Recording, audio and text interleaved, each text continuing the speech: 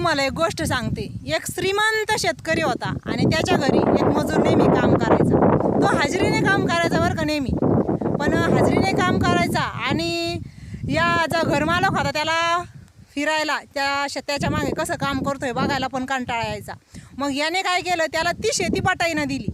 मग बटाईला दिल्याच्या नंतर निम्म याला असं करता करता याचं उत्पन्न वाढत गेलं. कारण याचं त्या मजुराचं पूर्ण कुटुंब शेतामध्ये कष्ट करायचं आणि ज्याचं स्वतःचं शेत होतं त्याचं काय झालं माहिती आहे का, तो हळूहळू तेवढं खाऊन संपून जायचं. आणि बटाईचं शेतामध्ये त्याला खर्च लावावा लागायचा ना. शेतकऱ्याचं कसं असतं, किती खर्च लावला तरी उत्पन्न योग्य भेटत नाही आणि याला बसून खायची सवय लागली. त्याच्यामुळे हळूहळू त्याच्या इथं जो रोजाना होता ना, काम करायचा ना, बटाईनं शेती करायचा, त्याचं उत्पन्न वाढत गेलं आणि हा कर्जबाजारी होत गेला.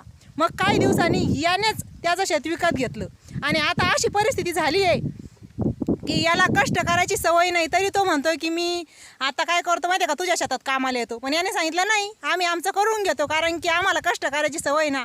असं आहे. त्याच्यामुळे कसं आहे ना, गरीबाला कधीच नाव ठेवू नका. कारण की गरिबी असो किंवा श्रीमंती, ती सावलीसारखी असते. ती कधीच टळेल ते सांगता येत नाही. बरोबर ना.